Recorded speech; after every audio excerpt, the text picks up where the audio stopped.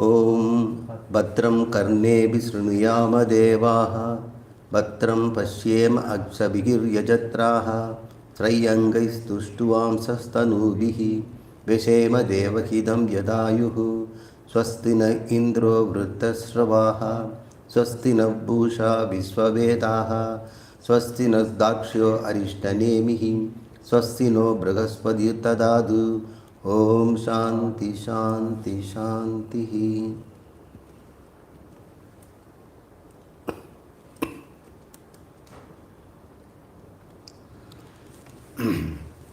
முண்டகோபனிஷத் இரண்டாவது முண்டகம்.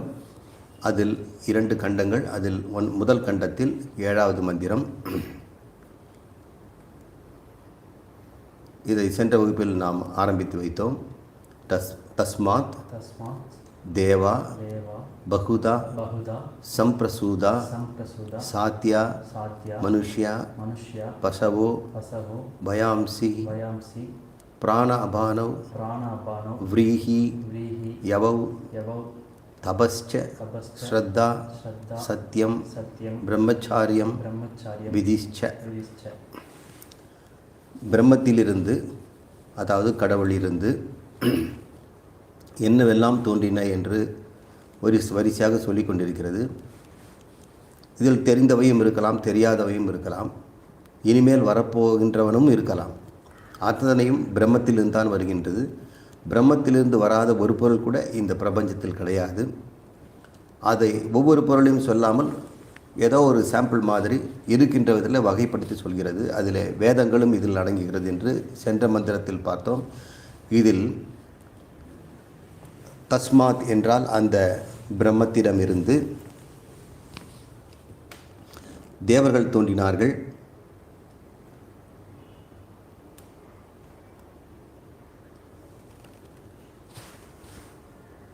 சாத்தியர்கள் தோன்றினார்கள், மனுஷர்கள் தோன்றினார்கள், பசு வகைகள் என்று சொல்லக்கூடிய மிருகங்கள் தோன்றின, வயாம்சி என்று சொல்லக்கூடிய பறவைகள், பூச்சிகள், பறக்கின்றவனவை தோன்றின, பிராண அபானவ் என்று சொல்லக்கூடிய மெட்டபாலிசம் அல்லது ஃபிசியாலஜி, உடல் இயங்கியல் தோன்றியது. உணவுகளாக தானியங்கள் தோன்றின, விரீஹி யவவ் என்று சொல்லக்கூடிய அரிசியும் பார்லி அல்லது கோதுமையும். பிறகு தபம், ஸ்ரத்தா, சத்தியம், பிரம்மச்சாரியம், விதிகள் ஆன்றவையும் தோன்றின. இதெல்லாம் தொடர்புடைய சொற்கள். பிரம்மச்சாரியம் என்பது பால்ய பருவம்,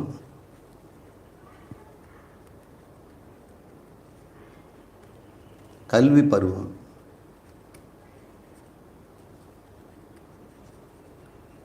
இந்த பிரம்மச்சாரியம்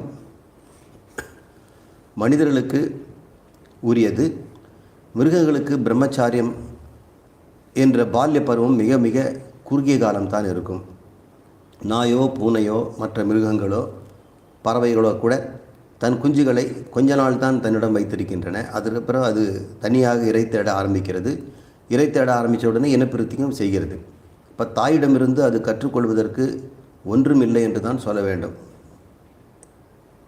பாலூட்டிகளுக்கு வரும்பொழுது நீண்ட காலம் இந்த தாயும் பிள்ளையும் சேர்ந்து வாழ்வதனால் பெற்றோரிடமிருந்து, குறிப்பாக தாயிடமிருந்து பிள்ளைகளுக்கு ஓரளவுக்கு கற்றுக்கொள்ளும் வாய்ப்பு கிடைக்கிறது. மனிதனுக்கு முந்தைய இருக்கக்கூடிய ஹோமோ எரக்டஸ் என்பவன், ஹோமோ நியாண்டர்தாலன்சிஸ் என்பவன், நமக்கு சற்று முன்னாடி வாழ்ந்தவர்கள் ஹோமோ நியாண்டர்தாலன்சிஸ், அதற்கு முன்னாடி வாழ்ந்தவன் ஹோமோ எரக்டஸ். கிட்டத்தட்ட ஒரு 3 மில்லியன் வருஷத்துக்கு முன்னாடி அவன் தோன்றினான். அவனுக்கும் முன்னாடி சில உயிரினங்கள் இருந்தன. நமக்கு தெரிந்து ஹோமோ எரக்டஸ் தான் உலகம் முழுக்க பரவினவன். அவருடைய எலும்புக்கூடுகள் எல்லாம் நம்ம தமிழ்நாட்டிலையும் கிடைக்கிறது, ஹிமாலய பிரதேசத்தில் கிடைக்கிறது, சீனா போன்ற இடத்துலையும் கிடைக்கிறது, அமெரிக்காவிலும் இருக்கிறது. அதுவரை அவன் பரவியிருக்கிறான். அதற்கு பிறகு தோன்றிய மனிதன் தான் மறுபடியும் ஆப்பிரிக்காவிலிருந்து உலகம் முழுக்க பரவியிருக்கிறான். அப்போ 2 வகையான மனிதர்களை நம்ம பார்க்கிறோம். ஹோமோ எரக்டஸ், ஹோமோ சேப்பியன் என்று சொல்லக்கூடிய மனிதர்கள். இதற்கு இடையிலும் கூட 2-3 வகைகள் இருந்தன. ஹோமோ ஹைடல்பர்கென்சிஸ், ஹோமோ நியாண்டர்தாலன்சிஸ் அப்படின்றவர்கள். எதற்கு இந்த விவரங்கள் சொல்கிறேன் என்றால், பிரம்மச்சாரியம் என்பதை வழி வழியாக நமது ஆச்சாரியார்கள் எப்படி சொல்லிக் கொடுக்குறாருன்னா, குருகுல வாசம் என்று சொல்வார்கள். அதை பிரம்மம் படைத்தது என்று என்னால் எடுத்துக்கொள்ள முடியவில்லை. பிரம்மச்சாரியம் என்கிற குருகுல வாசத்தை அது சொல்லிக் கொடுக்கணும் அப்படின்னு உபனிஷத்துலேருந்து நம்ம தெரிஞ்சுக்க வேண்டிய அவசியம் இல்லை. அது மிக விரிவான ஒரு கண்ணோட்டத்தில் அது பேசுகிறது. அதனால் மிக விரிவான கண்ணோட்டத்தில் இதை நான் பார்க்கிறேன். மிக குறுகிய கண்ணோட்டத்தில் மக்கள் என்ன நினைக்கிறாங்க, பிரம்மச்சாரியம்னா குடும்ப வாழ்க்கை செய்யாமல் வாழ்கின்றது அப்படின்னு நினச்சிட்டு இருக்கிறாங்க. குடும்ப வாழ்க்கை இல்லாமல் கல்யாணம் செய்து கொள்ளாமல் இருப்பவன் அல்லது புலன் கட்டுப்பாடோடு வாழ்பவன். புலன் கட்டுப்பாடுனா இங்கே சாப்பிட்றதோ கேட்குறதோ இல்லை, ஆண் பெண் உறவு சம்பந்தமற்றது அப்படின்ற ஒரு குறுகிய மனப்பான்மையோடு மக்கள் நினைக்கிறார்கள். பிரம்மச்சரியம் என்பது ஒரு வாழ்க்கை முறை. அது மனித குலத்திலே பிரம்மச்சரியம் இருக்கிறது, மற்ற மிருகங்களே இது கிடையாது என்றால் என்ன அர்த்தம் அப்படின்னா, நீண்ட கால பால்ய பருவம், பெற்றோருக்கும் குழந்தைக்கும் உள்ள உறவு, பெற்றோரை விட்டு பிரிந்து செல்லாமல் பெற்றோரிடமே இருக்கின்ற ஒரு பந்தம். அது எவ்வளோக்கு வருஷம் இருக்குது? கிட்டத்தட்ட 12 வருஷம் இருக்குது, டீனேஜ் வரைக்கும். 13க்கு அப்புறமும் இப்போ இந்த தற்கால காலத்தில் கல்லூரி படிக்கிற வரைக்கும் தாய் தந்தையை நாடி தான் இருக்கிறார்கள். வெளிநாட்டில் தான் கொஞ்சம் சுதந்திரம் இருக்கிறது. இந்திய நாட்டில் 26-25 வயது வரை மகனோ மகளோ தாய் தந்தையை சார்ந்து தான் இருக்கிறார்கள். 28 வருஷம் ஆணை கூட கல்லூரி படிக்கிற PhD படிக்கிற வரைக்கும் கூட தாய் தந்தையர்கள் உறவு இருந்து கொண்டு தான் இருக்கிறது. அது பிறகும் இருக்கிறது. இந்த நீண்ட திருமணத்திற்கு முன்னாடி இருக்கின்ற பருவம் நீளமாக இருக்க அது சார்புடையதாகவும் பெற்றோரை சார்ந்திருப்பதனாலையும் என்ன பலன்? இது எதுக்கு பிரம்மம் மனிதனுக்கு கொடுத்துருக்கணும்? எவ்வளோக்களவு இல்லற வாழ்க்கைக்கு செல்லாமல், சுயமான வாழ்க்கைக்கு செல்லாமல் ஒருவன் தன்னுடைய பெற்றோரை சார்ந்து இருக்கிறானோ அதனால் வரை அவன் பெற்றோரிடமிருந்து நிறைய கற்றுக்கொள்கிறான். Learning process. அதை கற்றுக்கொண்ட பிறகு தான் அவன் தன்னுடைய சுயமான வாழ்க்கைக்கு, திருமண வாழ்க்கைக்கு அவன் புக வேண்டும். இப்போ இந்த நீண்ட காலமாக இருக்கக்கூடிய பருவம் பிரம்மச்சாரியம் என்று சொல்வதனால் மனிதனுக்கு மட்டும்தான் ஒவ்வொரு சந்ததியிலும் பார்க்கும் பொழுது அறிவு பெருகிக் கொண்டே இருக்கிறது, கற்க வேண்டியதும் அதிகமாகிக் கொண்டிருக்கிறது. நான் 6 வயசில் தான் 1ஆம் கிளாஸுக்கு நான் என்னை சேர்த்தார்கள். இப்பொழுது குழந்தைகளுக்கு 3 வயசுலேயே சேர்க்க வேண்டியிருக்கிறது. 3 வயசில் படிக்கிற அந்த எல்கேஜி புக்கிலேயே நிறைய விஷயம் இருக்கிறது நம்ம பார்க்குறோம். ஃபஸ்ட்டு ஸ்டாண்டர்ட், செகண்ட் ஸ்டாண்டர்ட் வரும்போது பார்க்கும்போது அவங்களுக்கு நிறைய புஸ்தகங்களே கட்டுக்கட்டாக இருக்குது. எனக்கு என்ன அர்த்தம்? இன்னும் நிறைய சொல்ல கொடுக்க வேண்டியது நிறைய இருக்குது. மனிதகுலம் அவன் கற்றுக்க வேண்டிய வயசு ரொம்ப கம்மியாக இருக்குது. அதனால் பால்யப்பருவம் நீண்டு கொண்டே இருக்கிறது. இதிலே கூட மனிதன் கண்டுபிடித்த அத்தனையுமே அடுத்த சந்ததிக்கு கொண்டு போகணும்னு சொன்னால் அதில் ஏதாவது ஒரு துறை தான் ஒருத்தனுக்கு கொடுக்க முடியுது. பல் டாக்டரோ அல்லது கண் டாக்டரோ காது டாக்டரோ, என்ஜினியரிங் எடுத்துனா அது மெக்கானிக்கல் இன்ஜினியர், அப்புறம் எலக்ட்ரானிக் இன்ஜினியரிங், எலக்ட்ரிக்கல் இன்ஜினியரிங், இன்னும் ஒன்றுமே தனித்தனியாக இருந்து அதுக்கே ஒருத்தர் தன்னுடைய வாழ்நாளில் 20 வருஷம் 12 வருஷத்தை செலவு செய்ய வேண்டியிருக்கிறதுனால பிரம்மச்சாரியம் என்று சொல்லக்கூடிய லாங் சைல்டுஹுட், அது நான் சைல்டுஹுட்னு தான் சொல்கிறேன்.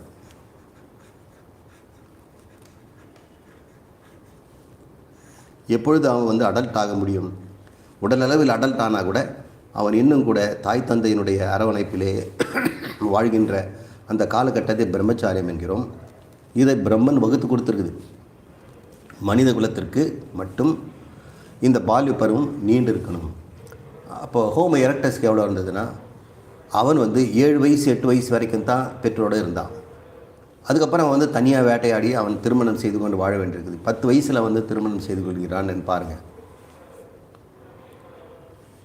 இன்னும் கீழே போகும்போது பார்த்தா மிருகங்களில் குரங்குகள் போன்ற நிலையில் பார்க்கும் பொழுது பார்த்தால் 3 வருஷம் 2 வருஷத்துலேயே அடல்ட்ஹுட் வந்துடுது. அதுக்குள்ளேயே அதனுடைய பால்ய பருவம் முடிஞ்சுது. இப்போ பெற்றோரிடம் இருந்து கற்க வேண்டிய பருவம் மிக குறைய அதனுடைய டெக்னாலஜியும் குறையும். ஒரு தாய் நெருப்பை உண்டாக்கக்கூடிய தந்திரத்தை கண்டுபிடித்தாள்னா அதை குழந்தைக்கு சொல்லிக் கொடுக்கணும். ஆனால் அந்த குழந்தை அதுக்குள்ளேயே அது வந்து அவளை விட்டு பிரிஞ்சு போயிடுது. அப்போ மிருகங்களிலே குரங்கு போன்ற மிருகங்கள் ஏதாவது கண்டுபிடித்தால் கூட அது அடுத்த சந்தைக்கு செல்லாது. அடுத்தது செல்லணும்னு சொன்னால் பால்ய பருவம் நீண்டிருக்கணும். அப்போ முயன்று ஒரு கிளி வந்து தமிழ் பேச கற்றுக்குது. ஆனால் தனக்கு குஞ்சு பொறித்து அதில் கிளி வந்ததுன்னு அதை சொல்லிக் கொடுக்க முடியுமா? நான் கற்றுக்கிட்டதெல்லாம் அது கற்றுக்க முடியாது. மறுபடியும் மனிதன் தான் அது கற்றுக் கொடுக்கணும். ஏன்னா தனக்கு பிறந்த கிளி குஞ்சுகளுக்கு அது சொல்லிக் கொடுக்க முடியாது. காரணம், அது சேர்ந்து வாழ்வதில்லை, அது பிரிந்து ஓடுகின்றன. இப்படி இருக்கிறதுனால பால்ய பருவம் என்பதே கல்வி பருவமாக மாறுகிறது. இது வந்து குருகுலம் என்பதை விட்டுவிட்டு நாம் சமுதாயத்திலிருந்து கற்கக்கூடியது. அந்த மிக நீண்ட பருவம் நமக்கு கொடுக்க மனித குலத்திலே வேதத்தை பயிலுகின்ற வாய்ப்பும் உபனிஷத்துக்களை கற்கின்ற வாய்ப்பும் உண்டாகிறது. ஒருவேளை இது இல்லைன்னு சொன்னால், பிரம்மச்சாரியம்ங்கிறது இல்லைன்னு சொன்னால் என்ன ஆகும்? ஒவ்வொரு குழந்தையும் 4 அல்லது 5 வயசில் தாய் தந்தையை விட்டு தனியாக பிரிந்து சென்று விட்டால் எப்படி அதுக்கு வேத பாடம் கிடைக்கும்? இதுக்கு அப்படி வந்து தாய் தந்தை கண்டுபிடித்ததெல்லாம் எப்படி அது குழந்தைக்கு வரும்? அது அந்த குழந்தையை வளர்ந்து கண்டுபிடிச்சு தான் தன் குழந்தைக்கு எப்படி கொடுக்க முடியும்?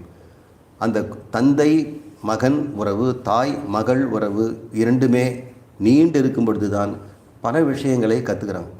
அப்போ கேட்குறவங்க, அம்மா அப்பா எதனா சொல்லிக் கொடுக்கலையா, இப்படி இருக்கிறியே அப்படின்னு தானே சொல்கிறாங்க. அப்போ நாம் நினைக்கிறோம் எத்தனையோ விஷயங்களை போது அம்மா அப்பா தான் சொல்லிக் கொடுக்கணும்னு நினைக்கிறோம்.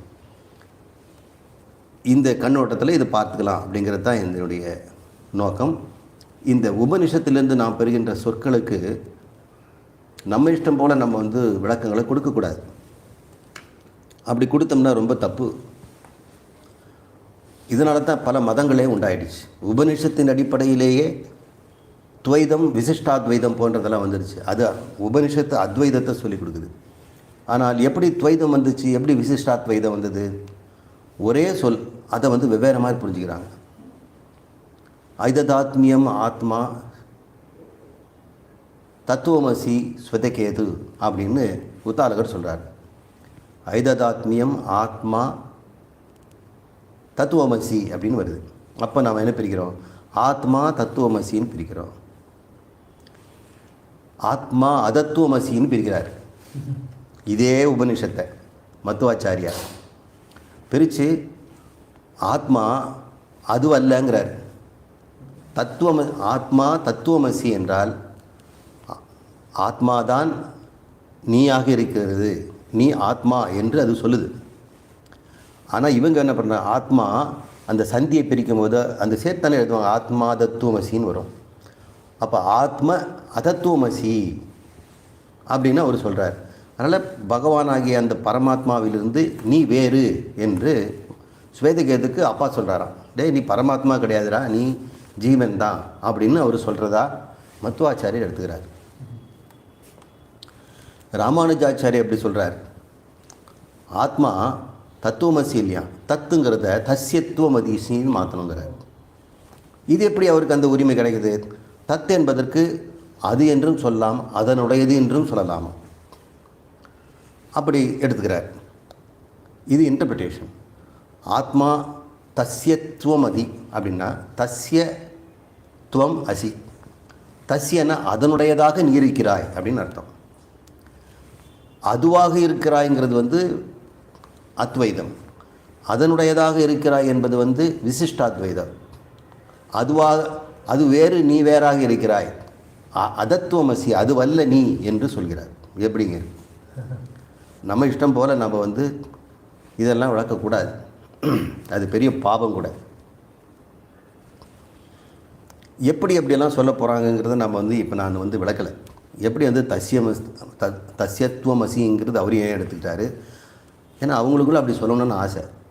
அவங்கக்கிட்ட இருக்கிற ஆசையை கொண்டு போய் உபநிஷத்தில் ஒப்படைக்கிறாங்க. அதுபோல் பிரம்மச்சாரிங்கிறது எனக்கு தெரிஞ்ச விஞ்ஞானத்தை கொண்டு போய் உள்ள நுழைக்கிறேன்னு வச்சுக்காதீங்க. ஆச்சாரியர்கள் அந்தந்த காலகட்டத்தில் இருக்கின்ற அறிவியலையும் அங்கு இருக்கின்ற மக்களுடைய புது புத்தியை வைத்து தான் உபதேசத்தை சொல்லுவார்கள். இந்த இடத்துல ஆனால் அதத்துவமசியோ தஸ்யத்துவமசியோ என்பதோ வந்து காலகட்டத்துக்கு ஏற மாறுறது கிடையாது. அது வந்து உண்மை. ஏன் அப்படின்னு சொன்னால், அந்த இடத்துல நாம் இஷ்டம் போல் நம்ம வந்து மகா வாக்கியத்தின் பொருளை மாற்றி சொன்னோம்னு சொன்னால் மோட்சமே கிடைக்காது. அது மோட்ச அனர்த்தக்கியமாயிடும். அமோட்சத்து பிரசங்கமாயிடும். அதனால் ஒரு பயனும் இல்லை. நீ வேறு ஜீவாத்மா வேறு என்று ஒருத்தர் சொல்லிக் கொடுக்கறதுக்கு உபநிஷத்து எதுக்கு வேணும்? உபநிஷத்து உனக்கு தெரிஞ்சதை சொல்கிறதுக்காக வந்திருக்கு, உனக்கு தெரியாததை சொல்ல தான் வந்திருக்கு. ஆகவே நாம் அந்த விஷயத்தில் நம்ம சொந்த அறிவை நாம் புகுத்துவதில்லை. இந்த இடத்துல நான் பிரம்மச்சாரிங்கிறது கல்வி பருவம் தான் எடுத்துக்கிறேன். இதையே தான் ஆச்சாரியர்களும் சொல்கிறார்கள். நான் கொஞ்சம் அதிகமாக என்ன சொல்கிறேன்னா, ஏன் இந்த இடத்துல உபனிஷத் இதை சொல்லணும்? அதுக்கு இன்னொரு பரவலான மிகுந்த அர்த்தம் இருக்கணும் அப்படிங்கிற ஒரு கருத்தினால இந்த தாய் மகன் உறவு, பெற்றோர் மக்கள் உறவு நீண்ட காலம் இருக்கும் பொழுது தான் கலாச்சாரம் கைமாற்றப்படும், அறிவு கைமாற்றப்படும். ஒரு சந்ததிக்கும் இன்னொரு சந்ததிக்கும் இருக்கின்ற அறிவு,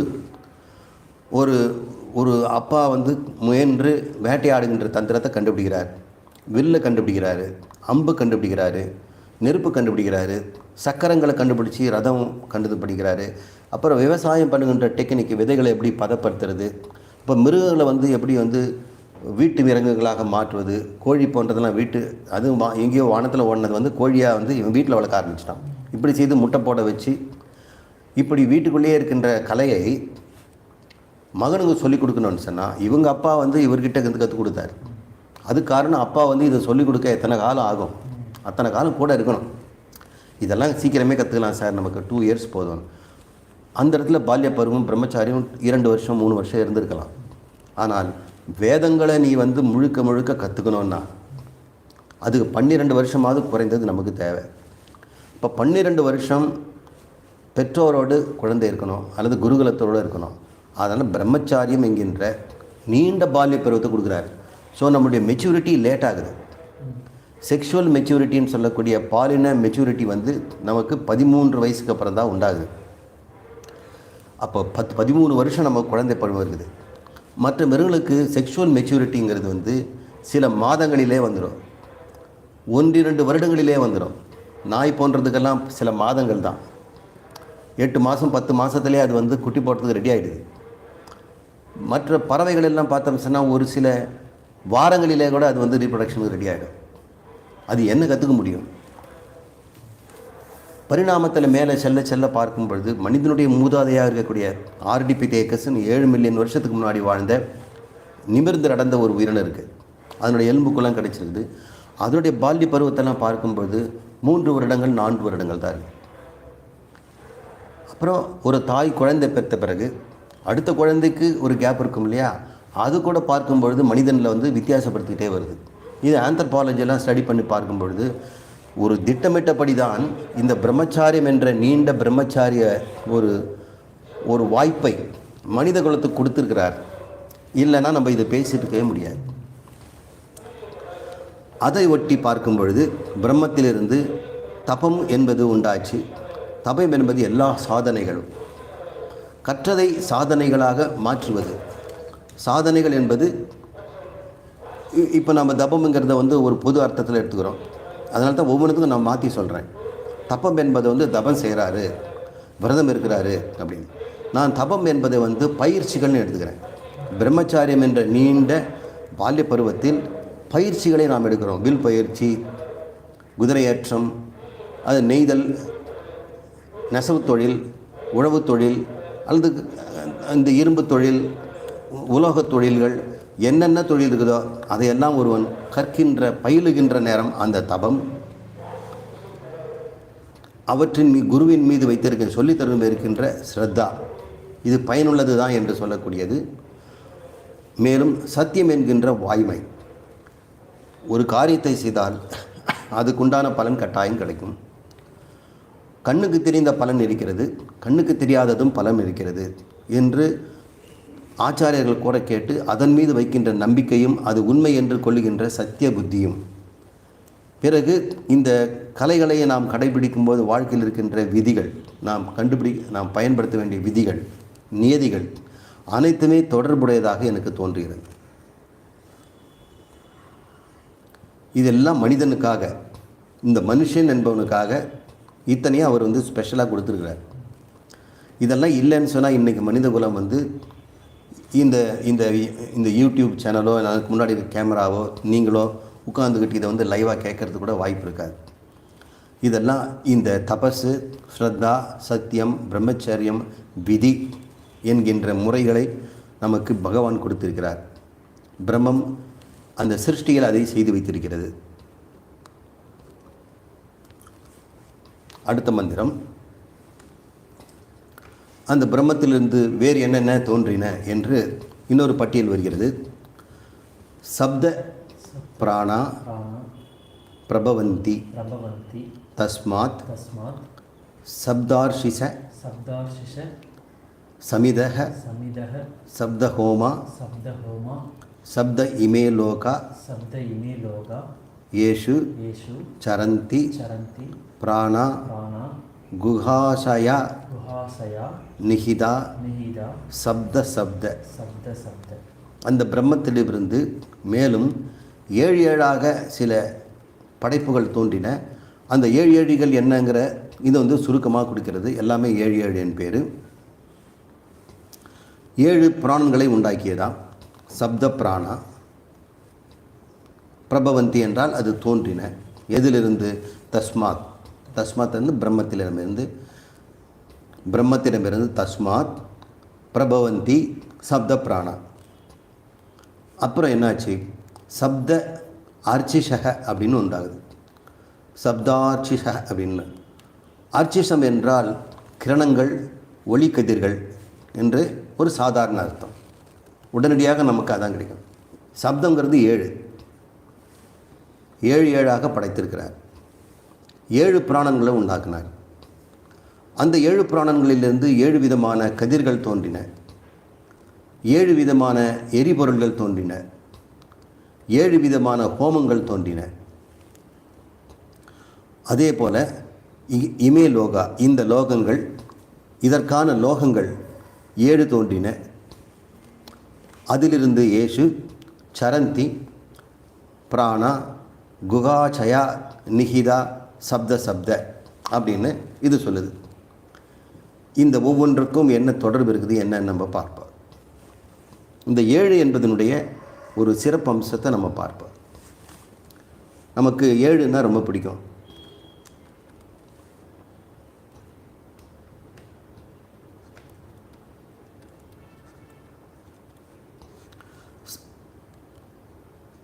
இப்படி சொல்லலாம். சப்தம்னு சொல்லலாம், சப்தம்னு சொல்லலாம். சப்தங்கிறது வந்து 7 என்ற அர்த்தம். சப்தத்துக்கும் 7ன்னு சொல்கிறோமே, அதாவது நான் பேசுகிறேன் இல்லையா, சப்தமாக பேசுகிறேன்னா கேட்குறோம். அதுக்கு 7ன்னா அது வந்து சப்த ஸ்வரங்கள் இருப்பதனால, சப்த ஸ்வரங்கள் இருப்பதனால அதை 7 சப்தம்னு சொல்கிறோம். நிறங்களிலும் 7 நிறங்கள் இருக்கின்றன. விப்கியார் அப்படின்னு சொல்கிறோம்.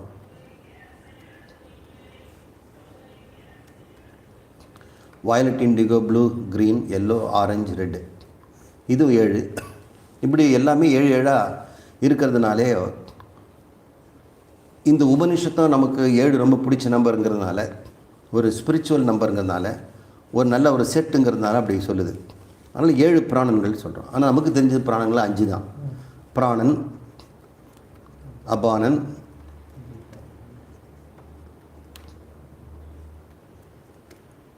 அபானன், வியானன், சமானன், உதானன். இன்னும் 2 எங்கேருந்து நம்ம வந்தது? அப்போ நம்ம 2 ஏதாவது நம்ம இட்டு கட்ட வேண்டியிருக்கு. நமக்கு தெரிஞ்சது இவ்வளோ தான். கூர்மன், தனஞ்சயன் அப்படின்னு 2 நம்ம சேர்த்துக்கலாம். இப்படி சில யோக சாஸ்திரங்கள் இந்த சில பிராணங்களை பற்றி கூறுகிறது. நமக்கு என்ன இதில்னா, இந்த பேர் 5 தானே இருக்குது, அதனால் 5 பிராணன் தானே, 7 எங்கேருந்து வந்தது அப்படின்லாம் கேட்கக்கூடாது. பிராணன்னா என்ன நம்ம முதல்ல தெரிஞ்சுக்கணும். பிராணங்கிறது வந்து ஃபிசியாலஜின்னு அர்த்தம். ஃபிசியாலஜிங்கிறது உடல் இயக்கவியல், உடலுடைய இயக்கம். உடல் இயக்கத்தை வந்து மண்டலமாக நம்ம பிரிக்கிறோம். எலும்பு மண்டலம், தசை மண்டலம், நரம்பு மண்டலம், ஜீரண மண்டலம், சுவாச மண்டலம், இரத்த மண்டலம், இரத்த ஓட்டம், இனப்பெருக்கம்,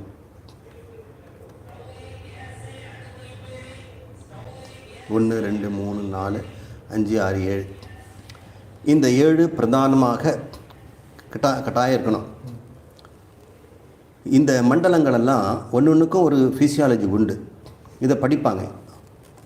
போன் எப்படி வந்து ஒன்றோடு ஒன்று உரசுது, அது எப்படி ஜாயின் ஆகுது, மூட்டுகளெல்லாம் எப்படி வந்து இணைக்கப்படுகின்றன. இந்த விரலை வந்து நான் மடிக்கிறேன், இந்த விரலை 3 இப்படி வந்து மடிக்க முடியுது. இந்த 3 ஏன் மடிக்கணும், இந்த 3 மடிக்கிறதுக்கு எத்தனை மசில்ஸ் உள்ளுக்குள்ளே இங்கெல்லாம் வேலை செய்யுது அப்படிங்கிறதெல்லாம் ஃபிசியாலஜியில் படிப்பேன். தசைகளுக்கும் அதே மாதிரி சுருங்கி விரிகிறது இருக்குது. தசைகளில் இதய தசைன்னு ஒன்று இருக்குது. இப்போ சாதாரண உடம்பு தசைன்னு இருக்குது. H&L ஃபார்ம்னு சொல்லுவாங்க. இந்த மாதிரி இதனுடைய ஃபிசியாலஜி படிக்கிறவங்களாம் இருக்காங்க. ஸ்போர்ட்ஸ் படிக்கிறவங்கெல்லாம் தசையை பற்றி தான் ஆராய்ச்சி பண்ணுறாங்க. நரம்பு மண்டலம் தெரியும் உங்களுக்கு. நம்முடைய மூளை சிக்னல், நம்முடைய உடம்பில் இருக்கக்கூடிய புலன்கள் எல்லாமே நரம்புகள் மூலம் தான் நடக்குது. ஜீரண மண்டலம் அப்படி. இதுக்கு தான் பிராணன்னு பேருங்க. இது ஒரு அர்த்தம். பிராணன் நாடின்னு சொல்லும் பொழுது நான் பிரபஞ்சத்தின் கட்டுமான அமைப்புக்கு நான் அந்த வார்த்தையை சொல்லியிருக்கிறேன். இப்போ பிராணன் என்பதை உபநிஷத்து இடத்துக்கு தகுந்த மாதிரி பொருள் பொருந்தபடியே பயன்படுத்துது. இந்த இடத்துல நம்ம என்ன படிச்சுட்டு இருக்கோம், மனிதனை பற்றியும் அவருடைய கல்வி முறை பற்றியும் அவருடைய பருவங்களை பற்றியும் வந்து அடுத்த நிமிஷத்தில் இது உள்ளே வருவதனால நாம் அந்த அடிப்படையிலே எடுத்துக்கொள்ளும்போது மனிதனுக்குள்ளே இருக்கக்கூடிய தகவல்களாகத்தான் நான் எடுத்துக்கணும். அப்போ இந்த பிராணன் என்பது மனிதனுடைய உடம்புக்குள்ளே நிகழ்கின்ற இந்த ஃபிசியாலஜியை தான் அது வந்து சப்த பிராணன்னு சொன்னோம். அதனால் இதே பிராணன் வந்து நம்ம சுவாசத்துக்கும் சொல்லலாம். மற்ற காரிய புலன்களுக்கு கூட பிராணன்னு பேர் உண்டு. 5 புலன்களும் பிராணன்னு சொல்லுவாங்க. இடத்துக்கு ஏற்ற மாதிரி தான் குரு வந்து அது பாடத்தை நம்ம மாற்றிக்குவாங்க. அப்போது இந்த 7 வகையான பிராணன்களிலிருந்து என்னென்ன வந்தது அப்படின்னு சொல்லுது. பிரபவந்தி தஸ்மாத் சப்த அர்ச்சிஷக சமிதக சப்தஹோமா. இது மட்டும் என்னன்னு பார்ப்போம்.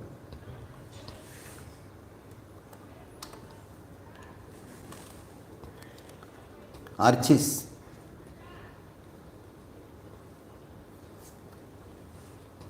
கதிர்கள்னு அர்த்தம். பொதுவாக எடுத்துக்கிட்டோம்னா ஹோமம் அப்படின்னா ஒரு ஹோம குண்டம், அதில் ஏதாவது போடணும், அதுலேருந்து அக்னி வந்து தேவர்களுக்கு போகும். கொடுக்குறோம், பெறுறோம். தருபவன் மனிதன், பெறுபவன் தேவன். அப்போ ஹோமங்கிறது வந்து கொடுக்கலும் வாங்கலும்.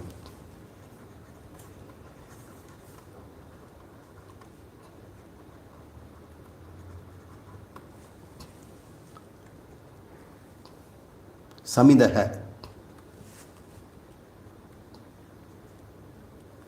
அதுதான் வந்து எரிபொருள்னு அர்த்தம். கதிர்கள், எரிபொருள், கொடுக்கல் வாங்கல், 7 படைச்சார் அப்படின்னா என்ன அர்த்தம்? இதுக்கு வந்து மரபு வழியாக நம்முடைய தயானந்த சரஸ்வதி போன்றவர்களும் குருபரானந்தர் போன்றவர்களும் என்ன விளக்கியிருக்கிறார்கள், எது குறித்து இந்த 7 இந்த சொல்லப்பட்டிருக்கிறது என்றால், மரபுப்படி சம்பிரதாயப்படி இந்த 7 அர்ச்சிஸ் என்பது 7 புலன்கள்.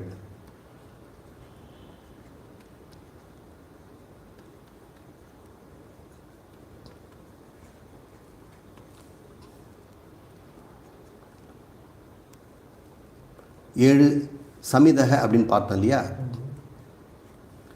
அது 7 புலன்களுக்குள்ள விஷயங்கள்.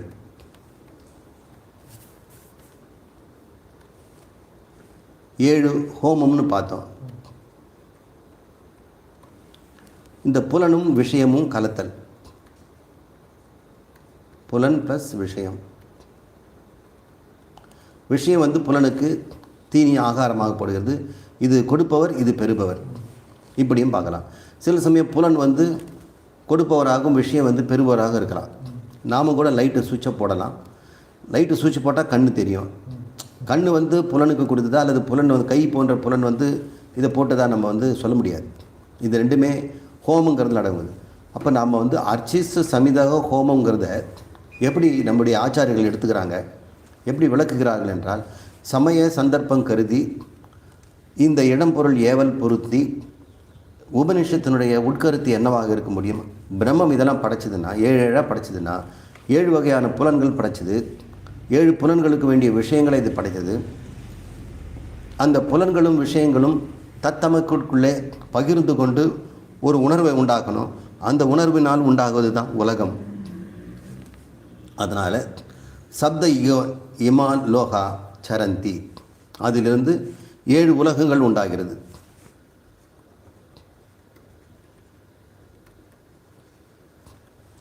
இது எப்படி புரிஞ்சுக்கிறது? இது தான் நமக்கு இன்றைக்கி டாஸ்க்கு. புலன்கள் 7ங்கிறீங்களே, 5ன்னு தானே நம்ம படிச்சிருக்கிறோம். அப்போது 5 புலன்கள்னால் 5 விஷயங்கள் தான் இருக்க முடியும். அப்போ 5 + 5 தான் நமக்கு ஹோமமாக இருக்க முடியும். அப்போ உலகமும் 5 தான் இருக்கணும்.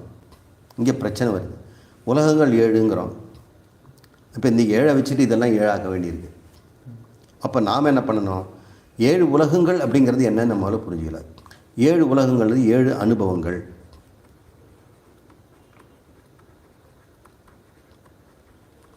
உலகம்னா நமக்கு வந்து ஒரு பூமி மாதிரி ஞாபகம் வந்துடும். இந்த உலகத்தில் வாழறாங்க, அந்த உலகத்தில் வாழறாங்க. உலகம் என்பது அனுபவம். 7 வகை அனுபவங்கள் உண்டாகின்றன. அந்த 7 வகை அனுபவங்களுக்கு வேண்டி 7 ஹோமங்களும் 7 வகையான விஷயங்களும் 7 வகையான புலன்களும் இருக்குதுன்னு நம்ம புரிஞ்சுக்கணும். இந்த 7 வகையான அனுபவங்களை வந்து இன்னொரு அர்த்தத்தில் நம்ம வந்து பேரலாகவும் பார்க்கலாம். அதை நம்ம பின்னாடி பார்க்கலாம். இந்த 7 புலன்களுக்கு என்ன விஷயம், நீங்கள் எப்படி ஹெல்ப் பண்ண போகிறீங்க அப்படின்னா, எனக்கு என்ன குருமார்கள் எப்படி சொல்லி கொடுத்தாங்கன்னா, கண்ணு 2 ஸ்டீரியோ விஷன்,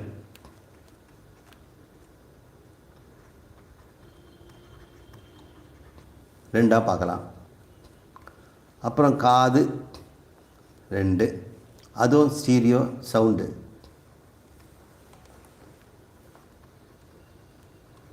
அதுவும் நமக்கு வாய்ப்பு இருக்கிறது. அப்புறம் மூக்கு, இது வந்து ஸ்டீரியோ, நமக்கு ஸ்மெல் கிடையாது. இது வந்து ஸ்டீரியோ கிடையாது, அதனால் ஸ்மெல் தான் இருக்குது. அப்போ இது 2, இது 2, இது 1. டேஸ்ட்டு ஸ்டீரியோ கிடையாது, ஆனால் நமக்கு 1. அதுக்கப்புறம்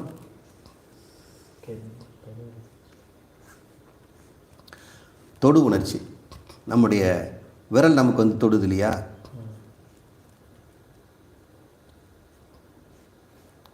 தொடுவதனால் நமக்கு உண்டாகின்ற தொடு உணர்ச்சி, அதுக்கும் ஸ்டீரியோ கிடையாது. அதனால் அது வந்து ஸ்பரிசங்கிறோம் அல்லது டச்சுங்கிறோம். ஸோ 1 மொத்தம் 7 அப்படின்னு எனக்கு எங்கள் வாத்தியார் சொல்லி கொடுத்தார். எல்லாம் ரொம்ப பொருத்தமாக தான் இருக்குது. சார் கண் 2, காது 2 தனித்தனி ஒன்றும் பார்க்குறதில்ல, நம்ம கண்ணால் 1 தான் பார்க்குறோம், காதால் 1 தான் கேட்குறோம். இந்த மூக்கில் 2 ஓட்டை இருக்குது, அது மட்டும் ஏன் 1ன்ட்டீங்க அப்படின்னு நம்ம லாஜிக்கல் கொஷின் கேட்டோம்னா அவங்களும் சிரிப்பாங்க. இதுக்கு வந்து நம்ம உபநிஷத்தை வந்து நம்ம வந்து தப்பு சொல்லுதுன்னு எடுத்துக்கூடாது, கரெக்டாக சொல்லுதுன்னு எடுத்துக்கூடாது. நாம் என்ன பொருள்படுத்திக்கணும்னா, எதையுமோ ஒரு செட்டாக படிச்சிருக்குது, பஞ்சமாக படிச்சிருக்குதுன்னு சொல்லும். ஏனென்றால் சாந்தோக்கிய உபநிஷத்தில் 5 பஞ்சபத்திய உபாசனம்ன்றது 5 செய்து உபாசனை பண்ணுகின்ற ஒரு முறை இருக்குது. உலகத்தையே 5 பிரிக்குது. பஞ்சபூதங்கள், பஞ்சபுலன்கள், பஞ்சபிராணன்கள் அப்படின்னு, பஞ்சகோஷங்கள் அப்படின்லாம் சொல்லலாம். சில நேரங்களில் உபநிஷத்து 7ன்னு போயிடும். அதுக்கு ஒரு இஷ்டம் போல் இருக்குது. நமக்கு எல்லாமே இந்த 7, 5 செட்டு 7 செட்டுங்கிறது நமக்கு பிடிக்கும். அதனால் 7 சொல்லுது. அதை நம்ம இப்படி புரிஞ்சுக்கோ. ரொம்ப அதுக்காக வேண்டி நம்ம நேரத்தை வேஸ்ட் பண்ண வேண்டாம். நம்மளது வந்து பிரம்ம ஞானம். இதெல்லாம் முதல்ல மித்தியான்னு சொல்லி நம்ம வந்து குப்பைன்னு தூக்கி போட போகிறோம். அந்த குப்பையில் எதுக்கு நம்ம பெருசாக கூறு கட்டிக்கிட்டு இருக்கணும்? இது நம்ம தெரிஞ்சுக்க வேண்டியது, இப்படி எல்லாவற்றையுமே ஒரு அடுக்கடுக்காக தான் செய்திருக்கிறாரு. தாறுமாறாக செய்யலை, ஒரு நியதி இருக்குதுன்னு புரிந்து கொள்வதற்கு தான். அது சரி. புலன்கள்னு சொன்னீங்க, எனக்கு புரியுது. விஷயங்கள்ங்கிற அது என்ன?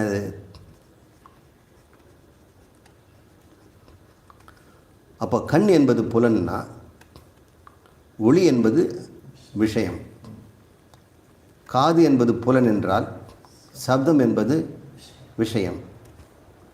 மூக்கு என்பது புலன், இது வாசனை. இது பேர் வாய். வாய்னா நமக்கு சுவை. சருமம், தோல், இது ஸ்பரிசம், தொடு உணர்வு அல்லது ஊறு என்று சொல்வார்கள். ஊறு அல்லது தொடு உணர்வு. இப்போ இது நமக்கு 5 புலன்கள், 5 விஷயங்கள் அப்படின்னு தெரிஞ்சுக்கிட்டோம். இது நம்ம ஒளி கண்ணுக்கு ஹோமமாகிறது, சப்தம் காதுக்கு ஹோமமாகிறது, வாசனை மூக்குக்கு ஹோமம். இப்படி ஹோமம் ஆகும்பொழுது என்ன ஆகிறது? நமக்கு 5 உலகங்கள் கிடைக்குது. அனுபவம், அப்போது ஒளி அனுபவம் கிடைக்கிறது, சப்த அனுபவம் கிடைக்குது, வாசனை அனுபவம் கிடைக்குது, சுவை அனுபவம் கிடைக்குது, ஊர் அனுபவம் கிடைக்குது. இப்படி 5 உலகங்கள் நமக்கு உண்டாகின்றன. அப்போ புலன், விஷயம், உலகம், இது நடுவில் இது ரெண்டும் கலக்கின்றது ஹோமம். இங்கே ஒரே ஒரு பிரச்சனைன்னா 5 தானே இருக்குது, நாம் நம்ம இன்னும் 2 ஆட் பண்ண வேண்டியிருக்கு அப்படின்னும் பொழுது இந்த தோல்லையே நிறைய விஷயங்கள் இருக்குது. உதாரணமாக வலி என்பதை நம்ம தோலில் தான் உணர்கிறோம்.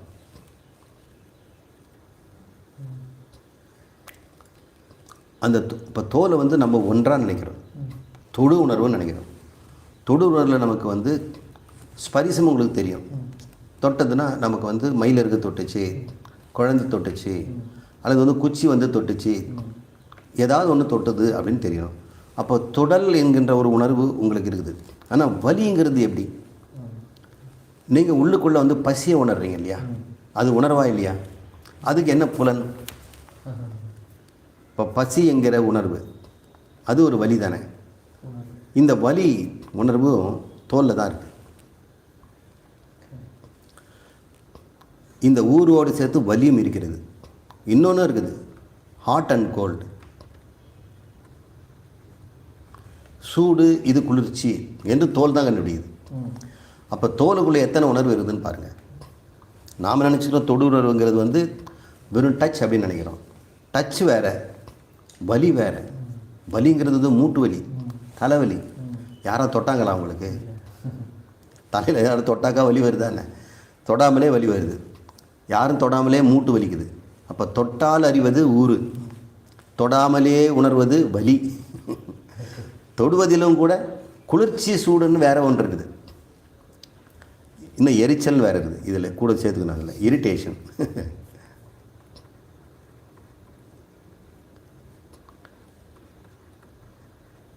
இது எப்படி நீங்களாக இட்டு கட்டுறீங்களே 7? இதுதான் உபநிஷத் சொல்லிச்சேன்னா. சரி, எங்கள் ஆச்சாரியர்கள் ஒரு 7, 3, 2 ஓட்டை கணக்கு வச்சு ஏதோ ஒப்பேற்றினாங்க. நான் வேறு மாதிரி ஏதாவது சொல்லலாமே அப்படிங்கிறது இதே நான் சொல்கிறேன். இப்படி 7 எப்படின்னு நம்ம பிரிச்சுக்கலாம். கூறு கட்டுறதுல நம்முடைய இஷ்டம்தான்.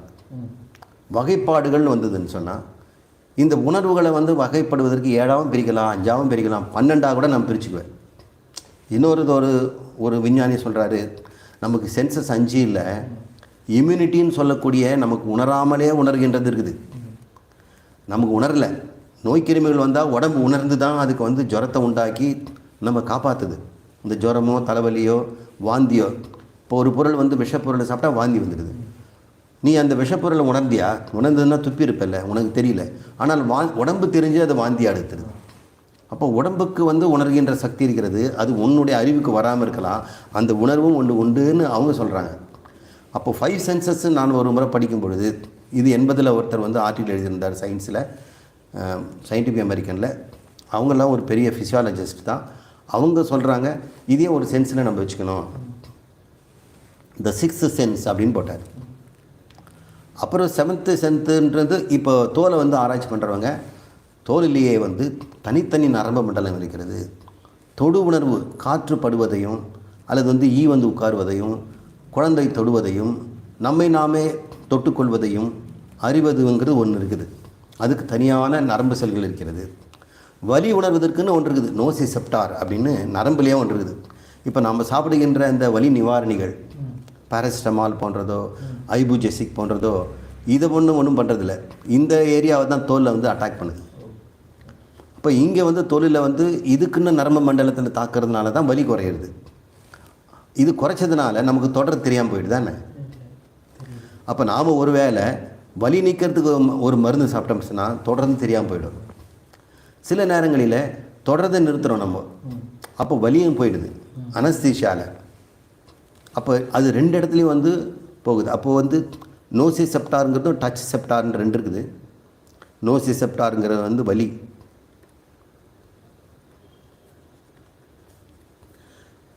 NO, இன்னொன்று வந்து டச்சு. இது தனித்தனியாக வந்தாலும் ஒரே இடத்துல வரும்போது இந்த இடத்துல பிளாக் பண்ணும்போது தான் நமக்கு வந்து ரெண்டுமே தடைப்படும். இதை தடைப்படுவதற்கு லோக்கல் அனஸ்தீசியா, இதை தடைப்படுவதற்கு வலி நிவாரணி. வலி நிவாரணி இங்கே நின்று போகுது, லோக்கல் அனஸ்தீசியா இங்கே கட் பண்ணுது, ஜெனரல் அனஸ்தீசியா இன்னும் மொத்தத்தையும் எனக்கு நிறுத்திடும். இப்படியெல்லாம் மருந்துகள் வேலை செய்வதை பார்க்கும் பொழுது நாம் ஊர் என்று செல்வதிலேயே 3 இருக்கிறதுன்னு பார்க்கும்போது இப்படியும் ஒரு விளக்கம் தரலாம் அப்படின்னு எனக்கு தோணுச்சு. இப்படி சப்த 7 வகையான ஃபிசியாலஜி, ஏன்னா 7 புலன்கள் இருந்தால் 7 ஃபிசியாலஜி இருக்கணும், 7 செயல்முறை இருக்கணும். அதனால் 7 விதமான புலன்களும் 7 விதமான விஷயங்களும்.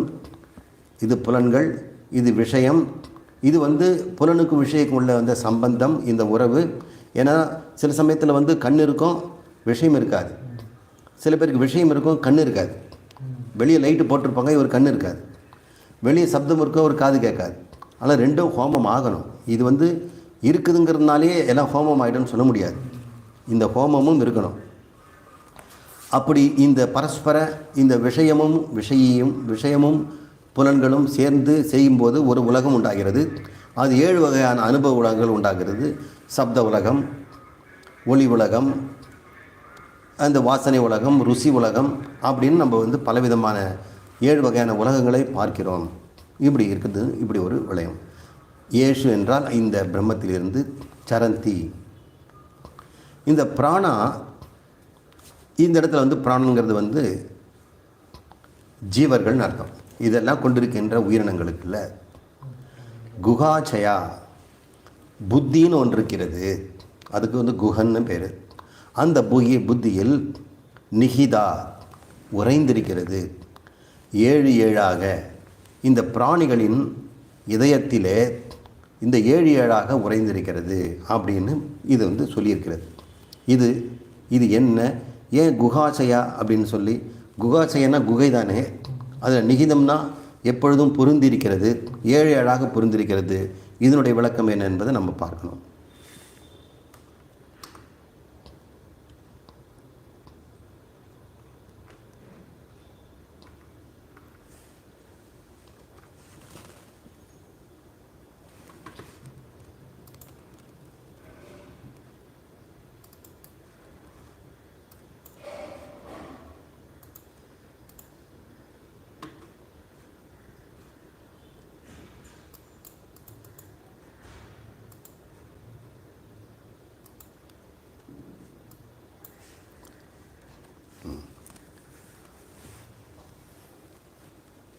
இங்கு நாம் பார்க்கின்ற 7 புலன்கள்,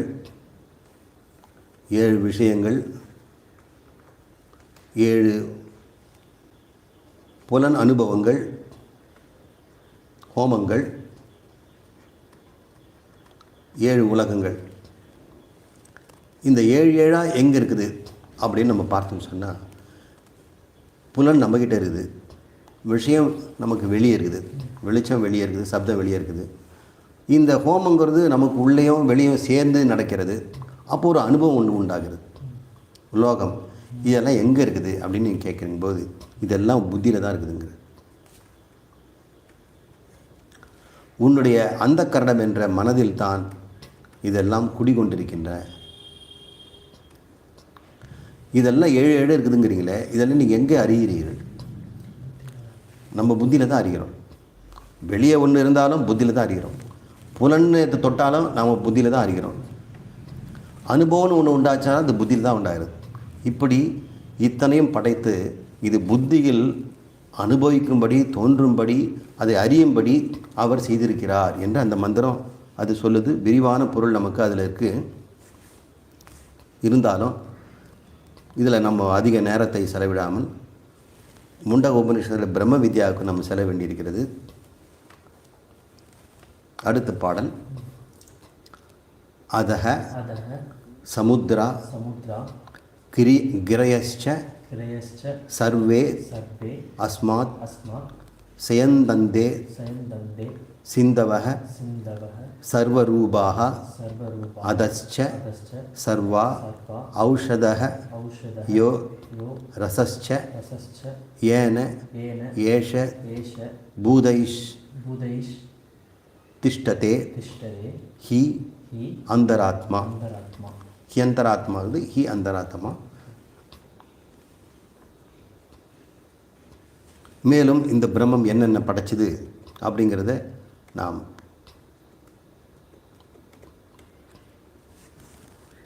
இந்த மந்திரத்தில் பார்க்கலாம். அந்த பிரம்மத்திலிருந்து அனைத்து சமுத்திரா 7 கடல்கள் தோன்றிச்சான், 7 மலைகளும் தோன்றிச்சான். இதுவும் சப்தம் தான் எடுத்துக்கணும். அதுதான் நம்ம கதைகளெல்லாம் 7 கடல் தாண்டி 7 மலை தாண்டி எல்லாம் நம்முடைய விக்ரமாதன் கதைகளிலும் புராணங்களெல்லாம் இப்படி வருவதை பார்க்குறோம். 7 இப்போ நம்ம 7 சமுத்திரங்கள் நம்ம சொல்கிறோம். பூமியிலே வந்து 7 சமுத்திரங்கள் இருக்குது. அண்டார்டிகா ஒன்று, நம்ம பசிபிக் சமுத்திரம், இந்து மகா சமுத்திரம், அப்புறம் வந்து அட்லாண்டிக் சமுத்திரங்கிறோம். அப்புறம் வேறு ஏதாவது சமுத்திரம் இருந்ததுன்னா நம்ம வந்து அதையே நம்ம சேர்த்துக்கலாம். இந்து மகா சமுத்திரம், இப்படி 7 சமுத்திரங்களை நம்ம வச்சுருக்கோம். எல்லாமே ஒரு சமுத்திரம் தான், அது லொக்கேஷனை வச்சு நம்ம 7ன்னு சொல்கிறோம்.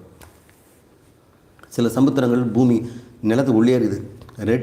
அந்த ரெட் சீன்னு சொல்லக்கூடியதோ அந்த டெட் சீன்னு சொல்லக்கூடியதெல்லாம் வந்து சமுத்திரம் தான், உப்பு தண்ணி தான். அது வந்து நிலத்துக்குள்ளே வந்துடுச்சு, தொடர்பு இல்லாமல், வெளியே இருக்கக்கூடிய தொடர்பு இல்லாமல் அது தீவாக உள்ளே வந்துடுச்சு. அதெல்லாம் நம்ம வந்து கடல் தான் எடுத்துக்கணும். ஏன்னா உண்மையில் அது கடல் தான். 7 கடல்களும் என்ன கிரி என்றால் மலைகள். 7 மலைகளும் அதிலிருந்து தோன்றின. அஸ்மாத் அதனமிருந்து சர்வரூபா விதவிதமான வடிவு இருக்கக்கூடிய சிந்து என்றால் 6 நதிகள், பல நதிகளும் தோன்றின. அதக சர்வா மேலும் அதனமிருந்து பலவிதமான தாவரங்களும் தோன்றின. ஔஷதயக ஏன அந்த தாவரங்கள் ஏன்னு இந்த இடத்துல ஏஷன்னும் போது நம்ம பிரம்மத்துக்கு போய்ட்றோம். இங்கே ஏன என்றால் அடுத்த வரி ஔஷதேக ஏன, அந்த ஔஷதத்திலிருந்து ஏஷா அந்தராத்மாக இந்த சூக்ஷ்ம சரீரமும் பூதைகி என்று சொல்லக்கூடிய ஸ்தூல சரீரங்களும் எப்படி இருக்க முடியுமோ அப்படி தோன்றின அப்படின்னு இந்த மந்திரம் நமக்கு சொல்கிறது. இது நம்ம தெரிஞ்சுக்க வேண்டியிருக்கு. 7 கடல்கள், 7 மலைகள், பலவிதமான நதிகள். திடீர்னு மனிதன் உடம்புலேருந்து பூமிக்கு போயிடுச்சு. அவன் வாழ்வதற்கு வேண்டிய இடம் உண்டாகணும் இல்லையா? அதில் இந்த மாதிரியெல்லாம் தோன்றுவிச்சு. இதெல்லாம் தேவைப்படுது. இதெல்லாம் ஈக்கலாஜிக்கல் சிஸ்டம். இந்த 7 கடல்கள்னாக்கா மழை கிடையாது, மலைகள் இல்லைன்னு சொன்னால் பயாலாஜிக்கல் டைவர்சிட்டியே கிடையாது, நதிகள்னு சொன்னாக்கா நிலத்துக்குள்ளே இருக்கிற இடத்துக்கெல்லாம் தண்ணி போய் சேராது, நல்ல தண்ணி போய் சேரும். அப்போ பெரிய டேங்கு கடல்கள், அதுலேருந்து சுத்திகரிக்கப்பட்ட தண்ணி நதிகள். சுத்திகரிக்கப்பட்ட நதிகள் வந்து பாயணும்னா மலைகள் வேணும், மலைகள் தான் இது உற்பத்தி ஆகும். கடல்களிலிருந்து தோன்றிய நீர் மலைகளில் கண்டென்ஸ் ஆகி தூய்மைப்படுத்தப்பட்டு நதிகளாகி நிலத்தில் ஓடும் பொழுது தாவரங்கள் உண்டாகின்றன. அது பேர் ஔஷதி.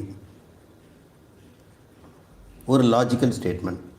ஸோ கடலில் இருக்கிற உப்பு நீர் அந்த டேங்க்கு, அதுலேருந்து மலைகள் அதை சுத்திகரிப்பு செய்கின்றன. மலைகள் தான் நமக்கு வந்து மழையை உற்பத்தி செய்யுது. மலையிலேருந்து தான் ஆறுகள்லாம் தோன்றி, நதிகள் தோன்றி, பல நதிகள் உற்பத்தியாகி தரையில் பாயும் பொழுது, அப்போ நம்ம குறிஞ்சி நில மக்கள் மலைகளை வாழ்கிறாங்க, முல்லை நில மக்கள் அந்த நதியினுடைய ஓரங்களிலே வாழ்கிறார்கள். அதுக்கப்புறம் மருத நில மக்கள் ஔஷதிகள் என்று சொல்லக்கூடிய பயிர்களை வளர்க்கிறார்கள். மறுபடியும் கடலிலே கலக்கும் பொழுது வந்து நாம் பார்க்கின்ற அந்த பரதவர்கள் வாழ்கிறார்கள். இப்போ குறிஞ்சி, முல்லை, மருதம், நெய்தல் என்று சொல்லக்கூடிய நெய்தல் இனமும் பார்க்குறோம். மருதம் என்பது விவசாயம், வேளாண்மை செய்வது. இந்த மலைவாழ் மக்கள் இங்கே இருக்கிறாங்க, அவங்களுக்கு வேண்டிய தாவரங்கள் அங்கே இருக்குது. குறிஞ்சி நில, முல்லை நில மக்கள் இருக்கிறார்கள், அடிவாரத்தில் வசிப்பவங்க, அவங்களுக்கு ஆடு மேடு மாய்க்கிறவர்கள், அவங்களுக்கு நதிகள் அங்கே தோன்றுவதை நம்ம பார்க்குறோம். அதுக்கப்புறம் விவசாயம் செய்கின்றவர்கள் இருக்கிறார்கள். அப்புறம் நெய்தல் நிலத்து மக்கள், இந்த மீன் பிடி பரதவர்கள், அவர் கடலோடு கடக்கிற இடம். இந்த 5 வகையான மக்களுக்கும் உண்டானது இந்த தோற்றத்தை நம்ம பார்க்குறோம். பிரம்மம் இதை ஏற்படுத்தி கொடுக்கிறது. இந்த ஔஷதிகள் தாவரங்கள் தோன்றி பிறகு என்னாச்சு? இதை உண்டு வாழ்கின்ற மிருகங்கள், அதுக்கிட்ட சூக்ஷ்ம சரீரமும் தூல சரீரமும் உடைய உடம்புகள் உண்டாகின்றன. இந்த ஔஷதிகள் தான் சூக்ஷ்ம சரீரத்துக்கு போஷாக்கு தருது, சூலத்துக்கும் தருது. அது எப்படி? ஔஷதிங்கிறது செடி கொடி தாவரங்கள், தானியங்கள், காய்கறிகள், பழங்கள், இதை உண்டு தான் மிருகங்கள் வாழ்கின்றன. அந்த மிருகங்களுக்கு வேண்டிய ஸ்தூல உடம்பையும் தருது, சூக்ஷ்ம உடம்பையும் தருகிறது. சூக்ஷ்மங்கிறது வந்து மனம், ஸ்தூலங்கிறது நம்முடைய உடம்பு. இந்த மனதில் வந்து புலன்களும் அடங்கும். ஔஷதிங்கிறது உணவு, அன்னம். பிரம்மம் தோற்றுவிச்ச பிறகு மலைகளும் கடல்களும் நதியும் இருந்து அன்னம் உற்பத்தி ஆகுது. இது வரைக்கும் அன்னம் இல்லை, வெறும் தண்ணி தான் இருந்தது. அன்னம் தோன்றிய பிறகு அன்னத்தை கொண்டு சூக்ஷ்மமான மனம் புலமும் உடைய ஜீவர்களுக்கு போஷாக்கு தருகிறது. ஸ்தூல உடம்பையும் அதுதான் குடிக்கிறது. இதுக்கு வந்து தைத்திரிய உபனிஷத்தில் வந்து ஒரு விளக்கம் உண்டு. உணவில் இருக்கக்கூடிய 3 பகுதி இருக்கும். உணவில் 3 பகுதி: கடினம், மத்தியம், சூக்ஷ்மம். நம்ம தண்ணி குடித்தோம்னாலும் அதில் வந்து கடினம், மத்தியமும் சூக்ஷ்மம் இருக்கும். இட்லி, தோசை எது சாப்பிட்டாலும், மாமிசம் சாப்பிட்டாலும் கடினம், மத்தியம், சூக்ஷ்மம் இருக்கும். இந்த கடின பகுதி வந்து மலமாக போயிடும். தண்ணீரை குடித்தோம்னா அது வந்து சிறுநீர் ஆகிடும். மத்தியம பகுதி வந்து நம்முடைய ஸ்தூல உடம்புக்கு வேண்டியதெல்லாம் கொடுத்துரும். சூக்ஷ்ம பகுதி வந்து நமக்கு மனதுக்கு தருகிறது. அப்போ நீரினுடைய சூக்ஷ்ம பகுதி மனத்துக்கும் போகும், ஸ்தூல பகுதி ரத்தத்துக்கு போகும். இப்போ நீர் எடுத்துக்கிட்டோம்னா நீரில் வந்து சூக்ஷ்மமும் இந்த கடினம், மத்தியம் 3 இருக்கும். நம்ம பார்த்தோம்னா தண்ணீர் அப்படி 3 இருக்கிறது தெரியல. ஆனால் உபனிஷத் சொல்கிறது அதில் கடின பகுதி இருக்கிறது, அது வந்து கிராஸ் வாட்டர், அது சிறுநீராக சென்றுவிடும். மத்தியம பகுதி நமக்கு இரத்தமாக மாறும். சூக்ஷ்ம பகுதி நமக்கு பிராணனாக மாறும். ஆனால் பிராணன் வந்து நீர் தான் கொடுக்குது. தண்ணி குடித்தா பிராணன் இருக்கும். தண்ணி குடிச்சே பல காலம் வாழலாம். உணவு இல்லாமல் கூட இருக்கலாம், ஆனால் தண்ணி இல்லாமல் இருக்க முடியாது. உணவு இல்லாமல் கூட 21 நாள் இருக்கலாம், ஆனால் தண்ணி குடிக்காமல் இருக்க முடியாது. அதனால் ரொம்ப சூக்ஷ்மமானது பிராணன். அந்த பிராணன் தண்ணீர் கொடுப்பதனால இதை வைத்துக்கொண்டே நிறைய பேர் உயிர் வாழ்கிறார்கள். தண்ணி குடிச்சே வாழ்கிறவங்க இருக்கிறாங்க. அதுபோல் ஸ்தூலமான நம்முடைய கெட்டியான இருக்கக்கூடிய அன்னம் இருக்கு இல்லையா, தண்ணீர். இது அன்னத்தில் எடுத்தாலும் அதில் கடின பகுதியும் இருக்கும், செரிக்க முடியாதது மலமாக போயிடும்.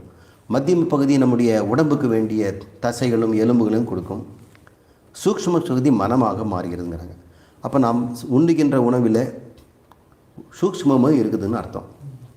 நமக்கு ஸ்தூலம் தான் கண்ணுக்கு தெரியும். இப்போ நம்ம ஒரு பண்டத்தை நம்ம வாங்குகிறோம், பீஸா வாங்குகிறோம் அல்லது ஐஸ்கிரீம் வாங்குகிறோம், ஏதாவது வாங்கி நம்ம சாப்பிட்றோம். அப்படி சாப்பிடும் பொழுது அந்த பீஸா பீட்சான்னு இல்லாமல் பீஸா சொல்லாமல் தெரியல. இந்த பீஸா உணவில் ஸ்தூலமும் இருக்கும், மத்தியமும் இருக்கும், சூக்ஷ்மமும் இருக்கும். ஸ்தூலம் நமக்கு வேஸ்ட்டு, அது போயிடும். மத்தியமாக நமக்கு சொல்கிறாங்க கொலஸ்ட்ரால் கொடுக்கும், இதெல்லாம் ஃபாஸ்ட் ஃபுட்டு இதெல்லாம் சொல்கிறாங்க. அதை நீங்கள் மற்ற புத்தகம் பார்த்து தெரிஞ்சுங்க. இன்னொன்று அதில் சூக்ஷ்மமும் இருக்கிறது. சூக்ஷ்மம் மனதை உண்டாக்குறது. இப்போ பீஸாவில் வந்து என்ன சூக்ஷ்மம் இருக்கும் அப்படின்னு சொன்னால் அதில் ரஜஸ், தமஸ், சத்துவம் அப்படின்ற 3 குணங்கள் இருக்கும். இது சூக்ஷ்மமாக இருக்கும். பீஸாவில் காரம் போட்டிருப்பாங்க, ரஜஸ்ஸு. அதில் உப்பு கிப்பெல்லாம் போட்டு கொஞ்சம் கொடுத்துருப்பாங்க, அது வந்து தமசு. அதில் கொழுப்பெல்லாம் போட்டிருப்பாங்க, அது கொஞ்சம் சத்துவம். இந்த 3ம் கலந்து இருக்கிறதுனால இந்த 3 குணத்தில் எது ஏற்ற இறக்கமாக அதில் சேர்ந்து அந்த உணவினுடைய சூக்ஷ்மம் நமக்கு வரும். அது மனதை உண்டாக்கும். அப்போ சில உணவுகள் மனதுக்கு வந்து சுறுசுறுப்பையும் வேகமும் பேராசையும் உழைப்பும் அதை அடையணுங்கிற பதற்றமான மனதை உண்டாக்கணும். அது வந்து ரஜஸ். சில உணவுகள் நமக்கு அது சாப்பிட்ட உடனே போகத்தை அனுபவிக்கணும், இன்பத்தை அனுபவிக்கணும், வேலையே செய்யக்கூடாது, சீக்கிரமாக ஏதாவது இன்பம் வேணும், படுத்துக்கலாம், சுவைக்கலாம், சினிமா பார்க்கலாம், இது மாதிரி இனவருத்தி ஆக்டிவிட்டியில் செய்யலாம், செக்ஷுவல் இன்டெலிஜென்ஸ் இது போன்றதெல்லாம் தூண்டக்கூடிய உணவு இருக்கிறது. அது தமஸ். அவர் வெளியே போய் உழைக்க மாட்டார், இன்பம் போதும் பாரு. இன்பம் எப்படி கிடைக்குன்னா அதை அங்கே திருடி பிடிச்சிக்குவேன், கடன் வாங்கிக்குவேன் அப்படின்னு அவங்க சொல்லுவாங்க. யாரெல்லாம் கடன் வாங்கி கூட இன்பம் அணுக நினைக்கிறாங்களோ அவங்களாம் தமச குணத்தில் இருக்கிறாங்க. அங்கே உணவிலிருந்து இருக்கக்கூடிய சூக்ஷ்மம் தான் அப்படி செய்கிறது. உணவில் சத்துவம் இருக்கிறது. அதை நம்ம வந்து விட்டமின்ஸ் மினரல்ஸ் எல்லாம் சொல்கிறோம். அதெல்லாம் போதுமான அளவுக்கு இருக்கணும். ரஜஸ் தமஸ் அதிகமாக இருக்கிற இடத்துல சத்துவம் இருக்காமல் போயிடும். Vitamins and minerals.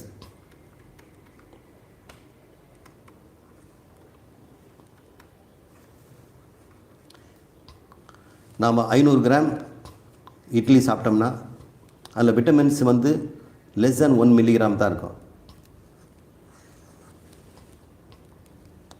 இது எந்த அளவுக்கு நம்ம சேர்க்குறோமோ அந்த அளவுக்கு நமக்கு மனசுக்கு நமக்கு சத்துவம் உண்டாகும். சத்துவம் உண்டாந்த மனசு என்னாகும்? அது சாந்தமாக இருக்கும். அதுக்கு ஆசை இருக்காது, அது இன்பமும் இருக்காது. இன்பத்தையும் நாடாது, ஆசையும் நாடாது. அப்போ வேறு எதாவது நாடும்? அறிவை நாடும். குழந்தைகளுக்கு அறிவு வரல, ஞாபக சக்தி இல்லை, கரையாக புரிஞ்சிக்க மாட்டாங்கிறான்னா உணவில் தான் ஏதோ பிரச்சனை இருக்குது. அதுக்காக நான் இதை சொல்ல வேண்டியிருக்கிறது. உபனிஷத்து இதெல்லாம் நமக்கு ஒரு பொதுவான விளக்கத்தில் மித்தியாவாக இருந்தாலும் கூட, இந்த உலகம் என்று நாம் வந்து தூக்கி வீசக்கூடியதாக இருந்தாலும் கூட, ஆத்மாவுக்கு சம்பந்தம் இல்லாவிட்டாலும் கூட நம்முடைய அனுபவம் இதில் தான் இருக்குது. இந்த அனுபவத்தை வைத்து தான் ஆத்ம ஞானத்துக்கு நம்ம போகணும்.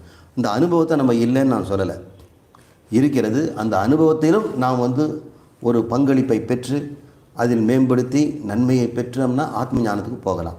அதனால் இந்த உண்மையை நம்ம தெரிந்து கொண்டால் ஆத்மாவுக்கு மிக நெருங்கமாக போயிட்டுருக்கிறோம். இதெல்லாம் நம்ம அனாத்மாவை பற்றிய பேச்சு தான். பிரம்மத்திலிருந்து தோன்றிய அனாத்மாக்களை பற்றி பேசுகிறோம். பிரம்மமாகிய ஆத்மா அதுதான் நம்முடைய சுரூபம்.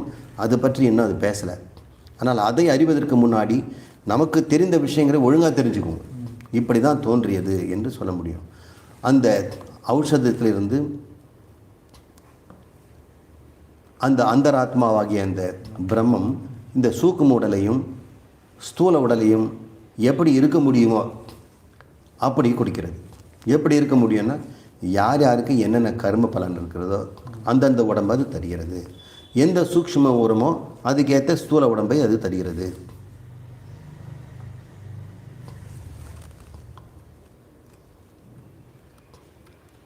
சூக்ஷ்ம உடம்பு அப்படிங்கிறது வந்து அது உடம்புனாலும் அது பேர் மனம்தான்.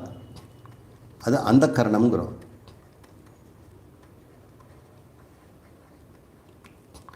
இந்த மனம்ங்கிறதுல பொதுவான பெயர். சூக்ஷ்ம சரீரத்தில் 5 புலன்கள், 5 செயல் கருவிகள், 5 பிராணன், இதெல்லாம் சேர்ந்து தான் சூக்ஷ்ம சரீரங்கிறோம். 5 + 5 + 5 15. மனம் என்கின்ற ஒன்று சேர்த்து 16. அதனால் சோடச கலா அப்படின்னு பேர். 16 கலைகள் இருக்கும். சோடசம்னாக்கா, தசம்னா 10, ஷட்டுனா 6. ஷோடசம்னாக்கா 16ன்னு அர்த்தம். 16 கலைகளுடைய தான் நம்முடைய சூக்ஷ்ம உடம்பு. இந்த 16 கலைகளுடைய இந்த சூக்ஷ்ம உடம்பு ஒவ்வொருத்தருக்கும் எப்படி இருக்குது அப்படின்னு பார்த்தோன்னா எல்லாருக்கும் இதுதான் இருக்கும். இந்த மனங்கிறதுல சித்தம்னு ஒரு பகுதி இருக்குது. இதில் தான் கடந்த பிறவிகளில் இருக்கின்ற அத்தனை கர்மங்களும் சஞ்சிதம், வாசனை. சஞ்சிதம்ங்கிறது நாம் செய்த பாவ புண்ணியங்கள். வாசனையிலிருந்து நம்மிடம் இருக்கின்ற ஆசைகள். இது பாபம் புண்ணியம். சஞ்சித கர்மம் பாப புண்ணியமும் வாசனைகள் ஆசைகளாகவும் இருக்கிறது. இதெல்லாம் சித்தம் என்பதில் இருந்துக்கு எங்கே இருக்குது? இந்த மனம் என்ற சூக்ஷ்ம சரீரத்தில் இருக்குது. இப்போ ஒருவரிடம் ஒவ்வொருத்தருக்கும் இந்த 16 சோடச கலா இருந்தாலும் அவருடைய வாசனை என்ன? ஆளுக்கு ஆளு வாசனை மாறும். ஒரு பிறவிலை பட்டினி இருந்து உணவுக்காக ரொம்ப கஷ்டப்பட்ட வாழ்க்கையை வாழ்ந்திருக்கிறான். அவனுக்கு எப்பொழுதுமே பழைய கஞ்சி ஊறுகாயை கொடுத்தே வாழ்க்கையை ஓட்டிட்டாங்க. இப்படியே அவன் பிழைச்சி வாழ்ந்துட்டான்னு வைங்க. அவனுடைய ஆசைகள் என்னவாக இருக்கும்? எப்படியாவது ஒரு அறுசுவை உணவாவது கிடைக்கணும்னு இருக்கும். அப்புறம் அடுத்த பிரிவில் அவனுக்கு அறுசுவை உணவு கிடைக்கிறதுக்கு வாய்ப்பு கிடைச்சா கூட பணம் பற்றாக்குறையினால் ஓரளவு தான் அனுபவிக்க முடிஞ்சுது. அவனுக்கு அதுக்கு முந்தின பிறவியில் ஒரு வாசனை சாப்பாட்டு மேலேயே வாழ்க்கை இருந்தது. அடுத்த பிறவிலாவது நம்ம சாப்பாடு பிரச்சனை இருக்கக்கூடாது. அடுத்த பிறவியில் அவனுக்கு நல்ல ஒரு வாழ்க்கை கிடைச்சி அவன் அந்த வாசனை தான் அவனுக்கு அடுத்த பிறவியில் ஒரு நல்ல ஒரு வாழ்க்கையை கொடுத்து அதுக்கு அவனுடைய பாவ புண்ணியங்கள் உதவி செய்யணும். இப்போ வாசனைகள் மட்டும் இருந்தால் போதாது, பாவ புண்ணியங்கள் சேர்ந்து அவனுக்கு இன்னொரு பிறவியை கொடுக்கிறது. அந்த பிறவியில் அறுசுவை உணவை அவன் சாப்பிடக்கூடிய ஒரு நடுத்தர குடும்பத்தில் பிறக்கிறான். இன்னும் கொடுக்க அவனுக்கு ஆசை இருக்குது.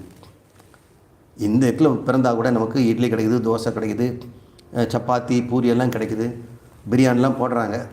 இன்னும் மல்டி குசினின்னு சொல்கிறாங்களே, இன்டர்நேஷ்னல் ஃபுட், இட்டாலியன் ஃபுட்டெல்லாம் சாப்பிடணும், மெக்சிகன் ஃபுட்டு சாப்பிடல, இன்னும் சைனீஸ் ரெஸ்டாரண்ட் போய் சாப்பிடல அப்படின்னு ஒரு ஆசை அவனுக்கு இருக்குன்னு வைங்க. அது ஒரு வாசனை இருக்கும்ல. அப்போ மறுபடியும் பிறக்கணும்.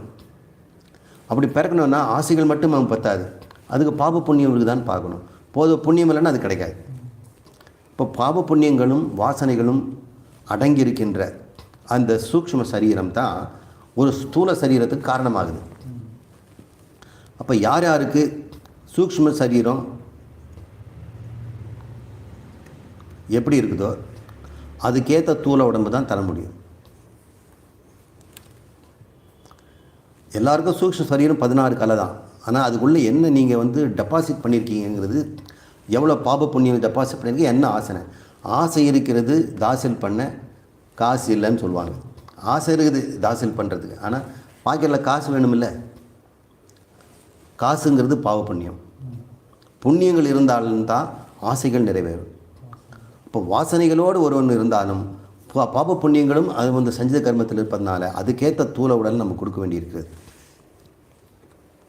அதுதான் அந்த அந்தராத்மா, அந்த பிரம்மம்.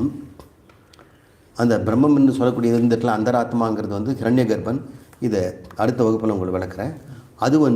அதுதான் இந்த சூக்ஷ்ம சரீரங்களுக்கெல்லாம் எப்படிப்பட்ட ஸ்தூல சரீரம் பூதைஹி தர வேண்டுமோ, பூதம்ங்கிறது பஞ்சபூதங்களில் இருக்கக்கூடிய ஸ்தூல சரீரத்தை குறிக்கிறது. அந்தராத்மாங்கிறது சூக்ஷ்ம சரீரத்தை கிரண்ய கர்ப்பர் சொல்கிறது.